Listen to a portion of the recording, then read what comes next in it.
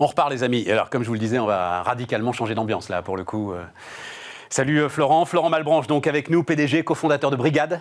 Bonjour. Alors on dit un mot puis après tu vas me raconter comment tu gères tout ça. C'est-à-dire, Brigad, c'était il y a combien de temps j'ai dû noter ça quelque part.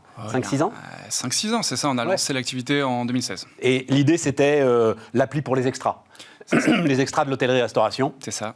L'appli super pratique qui s'occupait de tout, qui donnait d'ailleurs une forme d'indépendance, de garantie, notamment de garantie juridique, de sécurité, etc. Tu faisais tout pour les extras. Exactement. Sur des missions de 24-48 heures, parfois plus courts. Et donc là, bim, tout s'est arrêté. 14 mars, tout s'arrête. Tout s'arrête en France d'ailleurs, en Angleterre et aux Pays-Bas. Les 3 pays sur lesquels on était présents. Impossible à anticiper, évidemment. Évidemment. C'est jamais arrivé. Donc là, on regarde un peu spectateur ce qui se passe. Et la première chose à laquelle on pense, c'est la communauté. On a 15 000 personnes sur la plateforme, 15 000 personnes qui comptent sur nous pour travailler, pour gagner de l'argent et donc pour vivre. Ouais. Et donc là, se pose la question de qu'est-ce qu'on fait ? Ouais. On a toujours considéré qu'on était une plateforme qui avait une forme de responsabilité. Jamais trop rentré dans ces débats-là. C'est-à-dire ce sont des partenaires, en fait, les indépendants qui travaillent avec nous.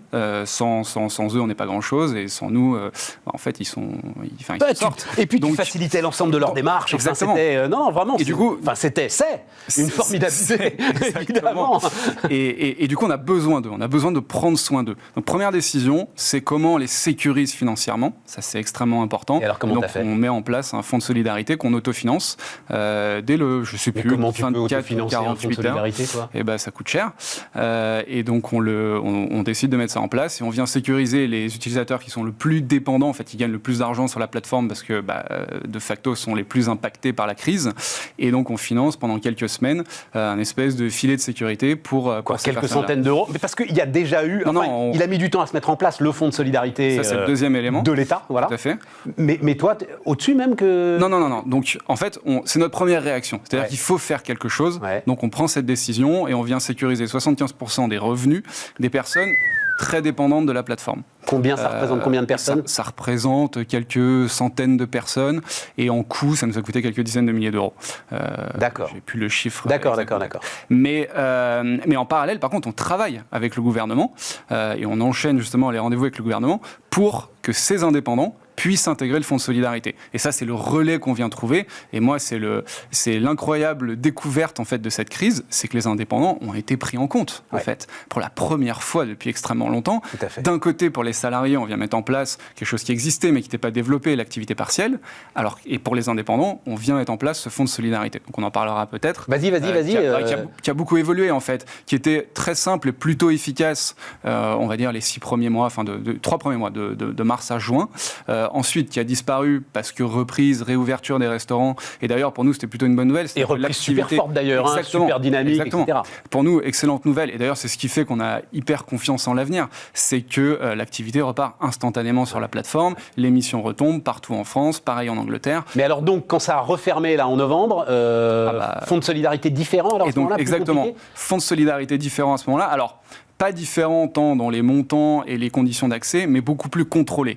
Il y a sûrement eu des fraudes et des abus, ça on l'entend, mais la conséquence première, sans rentrer dans le détail, c'est que les délais s'allongent en fait. Et aujourd'hui, il y a des milliers d'indépendants qui attendent 1 mois, 2 mois, 3 mois pour toucher les aides. C'est quoi c'est 1 500 euros, c'est ça ? 1 500 euros maximum. À condition d'avoir perdu au moins 50% de son chiffre d'affaires. Mais ça veut dire qu'il faut que tu aies quand même déjà une année d'activité, c'est-à-dire il faut que tu aies un bilan à présenter pour avoir les 1 500 euros. Pas forcément, non. Il y a plusieurs façons de comparer son chiffre d'affaires. Et là aussi, tu leur as apporté une aide, c'est-à-dire Brigad du conseil. C'est ça, voilà. De l'assistance, bien sûr. Évidemment. Comment faire, qui appeler, quelle démarche entreprendre, etc. Tout à fait. Mais peut-être qu'on peut souligner, et qui est probablement le plus important, c'est qu'en fait, c'est bien les aides, mais il faut leur retrouver du travail. C'est ça notre rôle en tant que plateforme. Nous, ce qu'on veut, c'est apporter des missions sur la plateforme. Et ça, c'est le deuxième.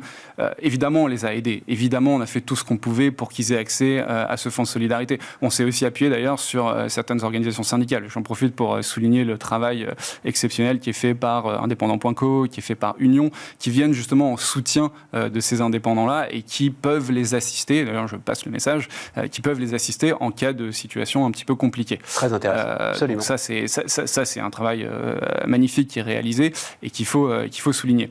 Nous, en parallèle, en fait, il faut trouver des missions. Et c'est là, d'ailleurs, où je suis extrêmement fier des 12 mois qui viennent de passer, c'est qu'on a réussi à passer...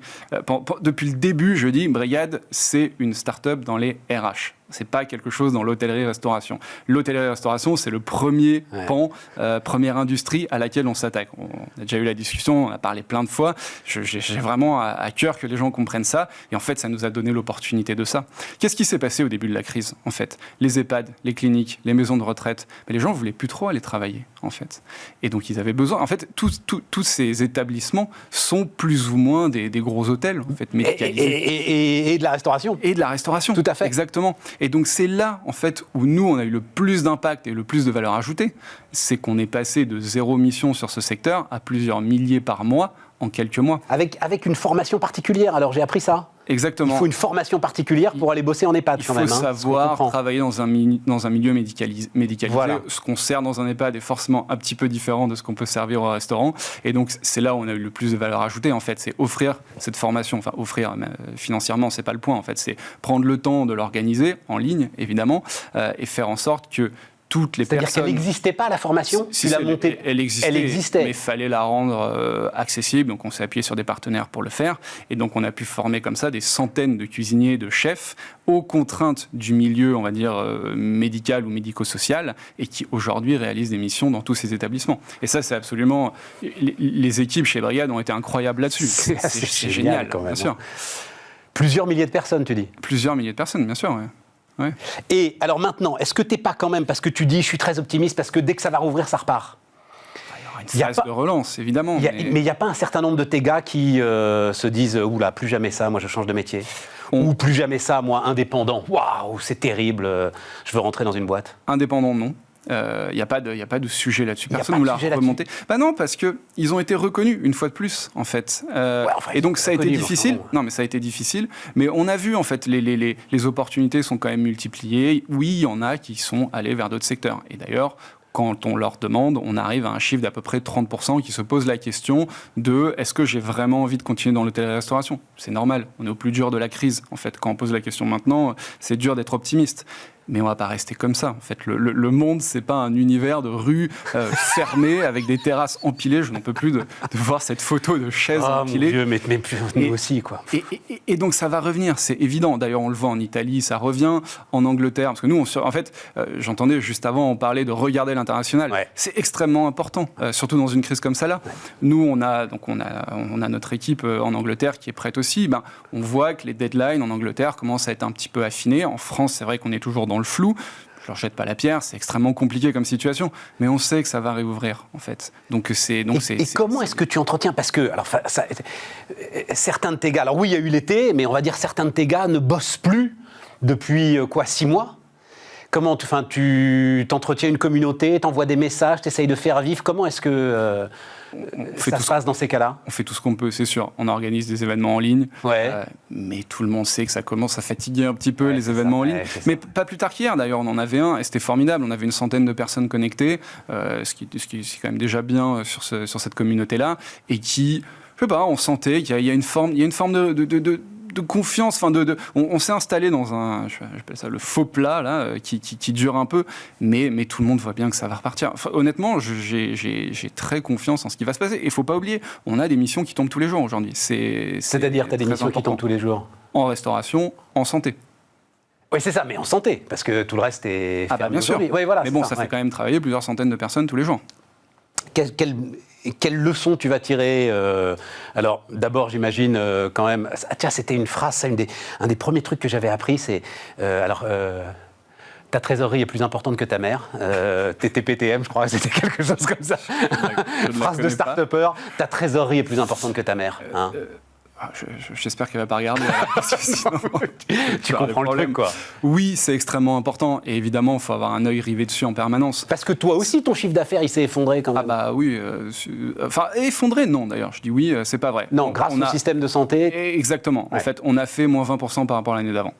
2020 comparé à 2019. C'est correct. pour une année où l'ensemble de nos clients sont fermés pendant plusieurs mois, c'est plutôt pas si mal. Donc on s'en sort plutôt bien. La croissance a pris un coup, ça c'est vrai, mais on revient en fait. Et je reviens sur la santé. La santé, c'est pas un pansement qu'on est venu coller. C'est-à-dire que depuis le début, on sait qu'on veut développer cette industrie. On parlait de ma mère à l'instant, elle est infirmière, et donc je connais bien la santé depuis longtemps. Et donc c'est quelque chose que j'ai à cœur de faire. Aujourd'hui, on a un deuxième vertical chez Brigad, qui est celui de la santé. On a plusieurs centaines de soignants qui comptent sur nous pour travailler. Demain, quand la restauration réouvre, en fait, on va 2 fois plus vite. Et donc ça, c'est pour moi, je suis impatient. Je suis comme un enfant avant Noël. En fait, j'attends que les restaurants réouvrent pour avoir ces deux réacteurs. En fait, et cette deuxième verticale, elle s'est faite à la force du poignet, dans l'urgence.